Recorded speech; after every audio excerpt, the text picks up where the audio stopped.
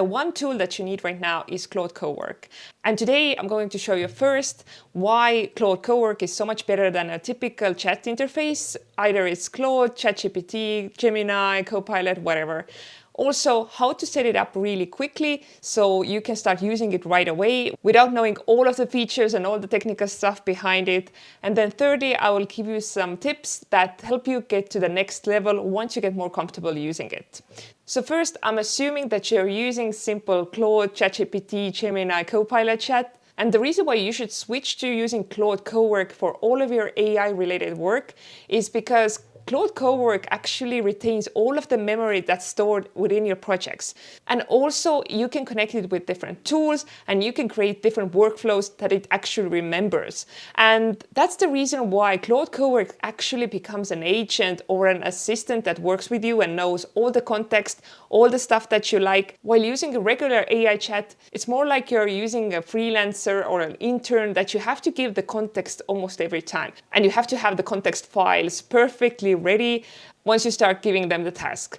So Cowork really saves you time with every task you're doing, and it's kind of hard to explain the full value of it if you haven't used it. So that's why in this guide, I won't go into the specific too much. I'm just going to show you how you can get started with it right away and start getting value from it by learning how to use it and leveling up your AI skills while you're doing it. First of all, you need to have a paid Claude account. So you have to have at least this Pro account, and actually I'm using this Max account now because I'm running through the tokens too quickly. And the reason is because it's so valuable, and I just chat with Claude and organize my work and figure out new strategies and tactics throughout the days. So that's why I need the Max plan, but you can get started with the Pro plan and use it just fine. So once you have the subscription figured out, you have to go to claude.com/download, and here you have to get the desktop version. So download the desktop version. Claude Cowork only works on your desktop, and that's because it wants to get access to your files as well. And I know that the main fear is security, so don't worry about it. You're only going to give Claude access to one folder, and you're going to keep everything in that folder. And with this setup, it's much safer, and then it's only for you to know which files and folders you are okay to share with AI and which are off limits. So once you have downloaded a Claude desktop, then you can go into it and open it up.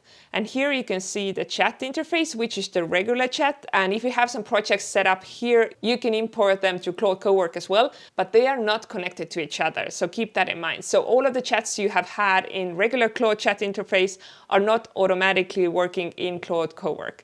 You can access Claude Cowork here when you click on this, and there is Claude Code here as well, which you don't need right now if you're non-technical and just getting started with Cowork.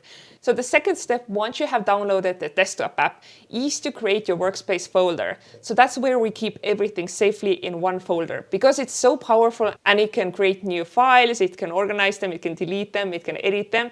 That's the power of it, and that's where the security concerns also could come in. So I already have everything set up, but for you, once you get started with it, you have to set up this one central Claude folder. So you can do it here. So basically choose a different folder and it opens up your computer files, and then either you go into your documents or into your desktop. Let's say you go into your documents, you can create a new folder, name it Claude or whatever, and then just open it up here. And then it asks for permission to change all of the files in this folder. Right now it's going to be empty, but you're going to add context to it. Claude is going to create files for you. And so all of this is going to be in that folder. So you just have to give it access. So once you have this set up, know that this is the only folder where Claude can pull context about you. So if this is empty, it doesn't know much about you. But let's move on to the next step, which is giving some context. So the third step is to go into Claude Cowork. And then when you go into settings here, you can set up some personal preferences. For example, I'm saying never use M dashes, and I'm giving it some instructions what to use instead. And then when you go into the Cowork tab here, there's also an option to use the global instructions for Cowork. And here you can add more instructions.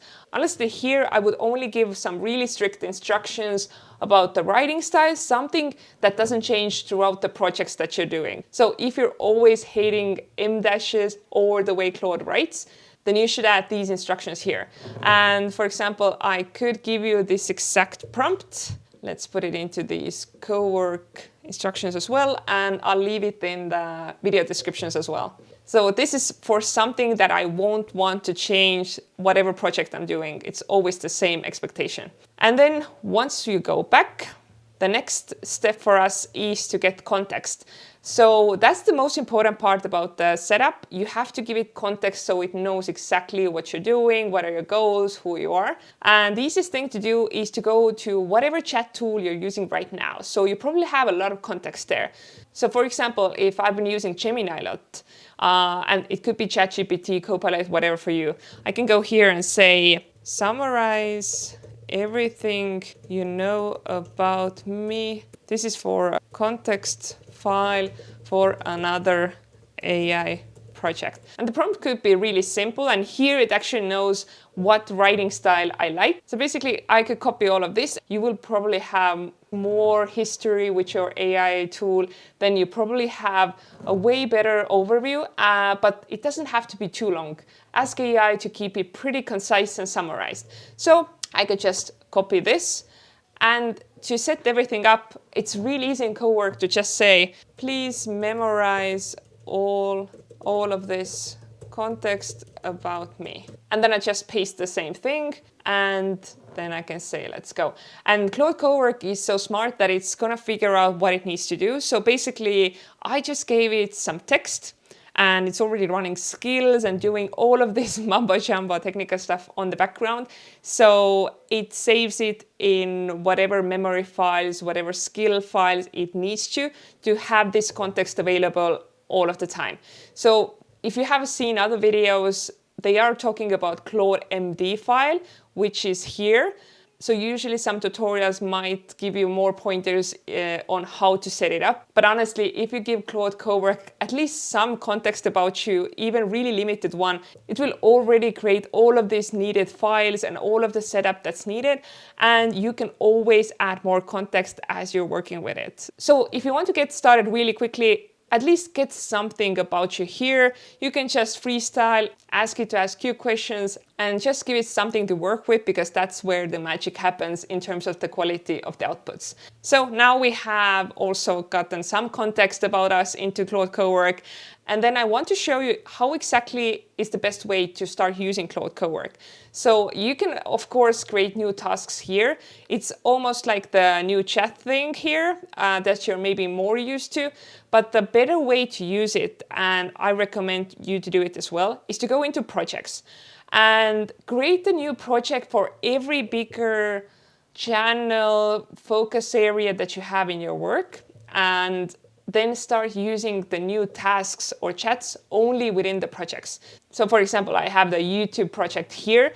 So every time I want to do some research or anything related to my YouTube channel, I open up this project and then I just start the new task or new chat here within the project. And why you want to do it this way is because it's using a central memory, and then every chat that's within this project. So for example, each YouTube video has different research, but I'm talking to Claude and saying, oh, in the future, I want to start doing things in this new way. Please remember it. And honestly, I don't even have to say please or remember it. It's going to remember it. So next time I'm opening up a new research task, it already knows all of the context of all of the previous chats that I've had with him. And to set everything up, as I said, go to projects, create a new project, start from scratch, name your project, and then you can also give it some really specific instructions if you know exactly what you want each time. So if you want to keep it pretty wide, for example, on the YouTube project, I want to do research.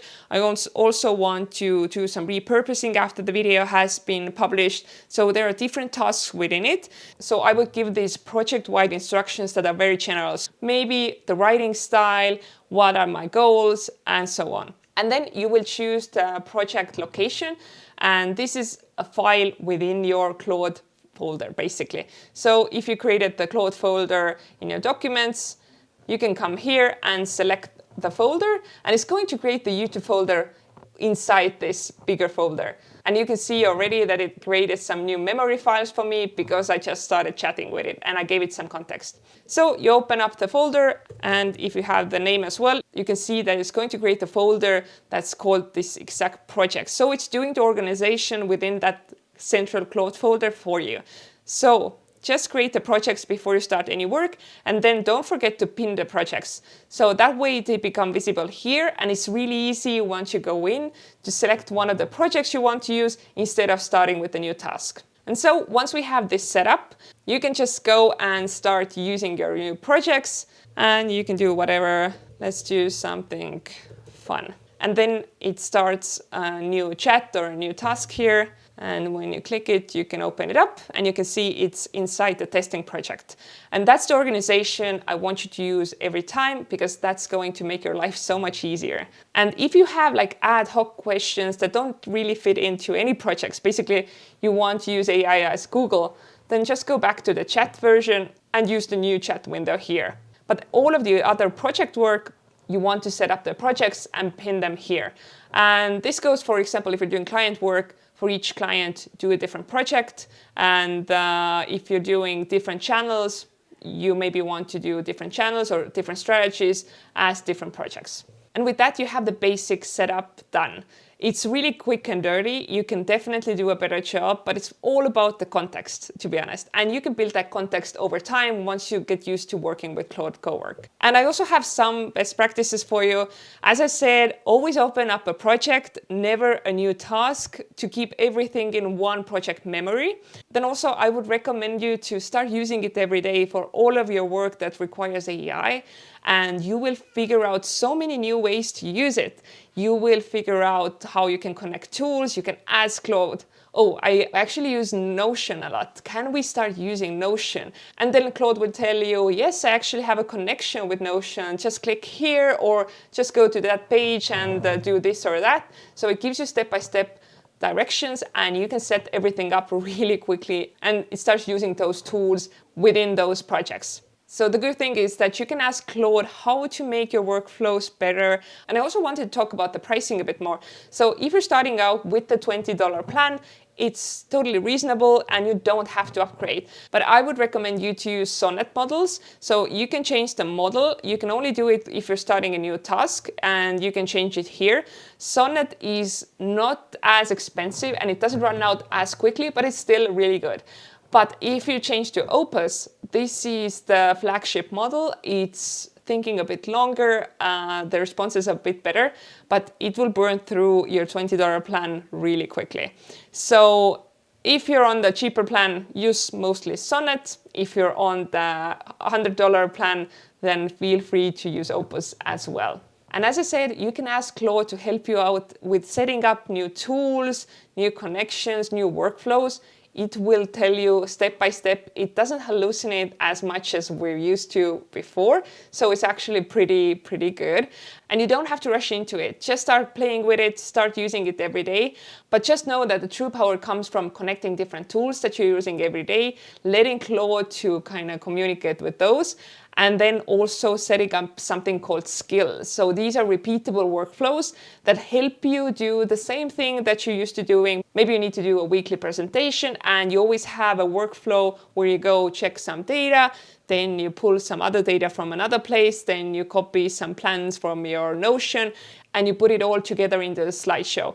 And all of those steps don't change that much, just the data in them changes. And that's where you could set up a skill that helps you do it really quickly, and Claude Cowork could go into those tools, pull the data. But if this feels too overwhelming right now, don't worry about it. Just start using it as a regular chat and ask Claude to teach you what else it can do. I hope you found this video useful, and I'll see you next week. Bye.